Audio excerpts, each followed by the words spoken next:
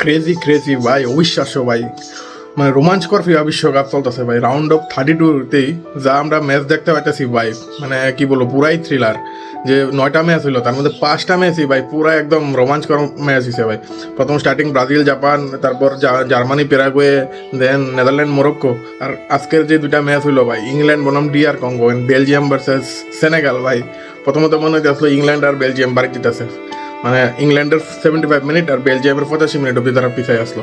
তো তারপর সেই বড় দল ভাই, উস্তাদের মার শেষ হইতে ভাই, এক্সপিরিয়েন্স টিম ফিরাইছে, ম্যাচ জিতছে ভাই।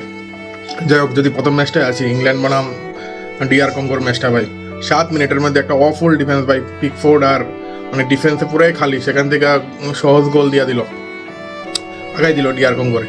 সেখান থেকে তারপর ইংল্যান্ড পিছাই পড়ে বারবার অ্যাটাক করার চেষ্টা করছে, কিন্তু সাফল্য পায়নি। দেন সেকেন্ড হাফে ভাই, সেখানে টমাস টুচেল 60 মিনিটে অ্যান্থনি গর্ডনরে আনছে মার্কোস রাশফোর্ডের উড়াই। ওইখানেই স্ট্র্যাটেজিটা মানে কাজে লেগে গেছে ভাই। অ্যান্থনি গর্ডন ভাই, বার্সেলোনা তাকে $80 মিলিয়ন দিয়ে তাকে নিতেছে। রাশফোর্ড যেখানে $30 মিলিয়ন পায়ালে তৈলে, সেখানে অ্যান্থনি গর্ডনরে কেন নিছে বার্সেলোনা, তার কালকে ঝলক পাইছে ভাই। মাত্র 11 মিনিটে দুইটা অ্যাসিস্ট দিছে। সেখান থেকে 75 মিনিটে হ্যারি কেইন ভাই, ইংল্যান্ডের ত্রাতা, প্রথমে একটা গোল দিল। দেন 85 মিনিটে সে দুরন্ত ব্যাঙ্গার শট দেওয়া 2-1 আগাই দিল ডিআর কঙ্গোরে, স্বপ্নভঙ্গ করে দিল।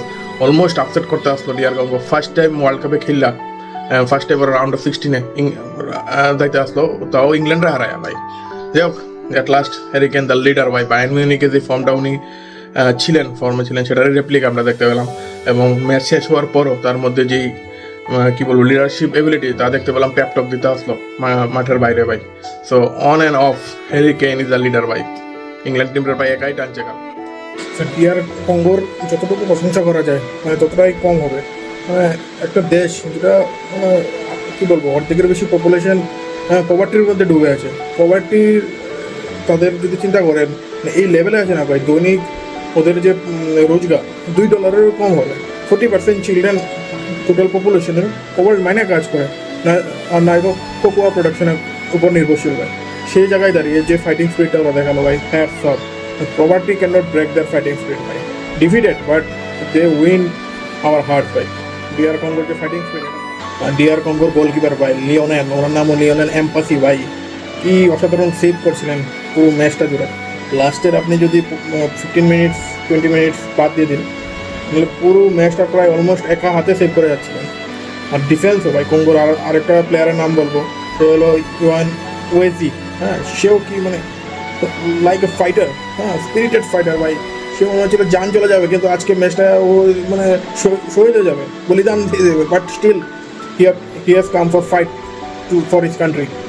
তো সেটাই মানে সেই স্পিরিটটা অবশ্যই ডিআর কঙ্গোর একটা জন্য নেক্সট আগামী প্রজন্মকে উদ্বুদ্ধ করবে, এবং হয়তো আরও বড় বড় footballer, who knows, DR Congo can be a great footballing nation না, আপকামিং পাওয়ার হাউস হতে পারে ডিআর কঙ্গো। কারণ আপনি পর্তুগালের মতো একটা হেভিওয়েট টিমের সাথে ড্র করেছিলেন, ইংল্যান্ডকে অলমোস্ট হারাতে চাচ্ছিলেন। সো ওভারঅল যদি আপনি দেখেন কম্পারিজন, তো দেয়ার ফিউচার ইজ ব্রাইট বাই, লুক প্রমিজিং। এবং এবার সেকেন্ড ম্যাচটায় আসি, বেলজিয়াম বনাম সেনেগাল।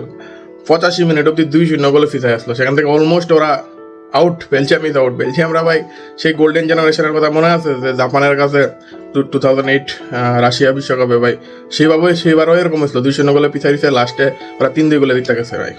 তো বেলজিয়াম ভাই মানে কি বলবো, এখন আগে জার্মানি শুনতাম এরকমভাবে পিছাইতে একটা গোল দেওয়া যায়, এখন দেখি বেলজিয়াম সে পুরাই পাগল ম্যাচ হয়ে যায় ভাই। সেনেগালের তো মন ভেঙে গেছে ভাই, সাদিও মানের মতো প্লেয়ার, সে লাস্টে বিশ্বাসই করতে পারছে না তার টিম হেরে গেছে।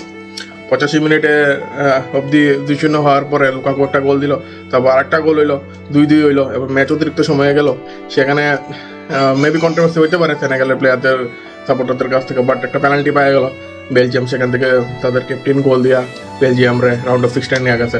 মানে পুরাই থ্রিলিং ফিনিশ, মানে কি বলবো, মানে মুভির কোনো চিত্রনাট্য স্ক্রিপ্ট লেখতেছে মনে হইতেছে ভাই, কেউ মুভির স্ক্রিপ্টের মতোই পুরো ম্যাচ হয়েছে। That's unbelievable. যারা ম্যাচটা দেখছেন না ভাই, হাইলাইটস দেখেন, হাইলাইটস। যাই হোক, আজকে ভাই বড় ভাইয়ের ম্যাচ আছে আমাদের, পর্তুগাল বনাম ক্রোয়েশিয়া, সেটাও কন্টেস্টেবল, এবং স্পেন বনাম অস্ট্রেলিয়ার ম্যাচ। তো বলা যায় না, আপসেট তো হইতেছে ভাই, স্পেন যদি আউটে বলা যায় না। অস্ট্রেলিয়া কিন্তু ফিজিক্যালি, হ্যাঁ, গ্যাগেন প্রেস প্রেসিং ফুটবল খেলে। আর্জেন্টিনার যে ম্যাচটা সেখানে হয়তো দেখতেই পাচ্ছেন অস্ট্রেলিয়া কীরকম ফাইট দিছে, সেখানে শুধু লিওনাল মেসি ভাই ভগবান, সে বেল আউট করে দিছে লাস্টে। যাই হোক, সো বলো দেন ভাই, আরও আপডেট নিয়ে আসবো। লাভ ইউ ভাই, লাভ ইউ অল, বাই। থাকবে ভাই।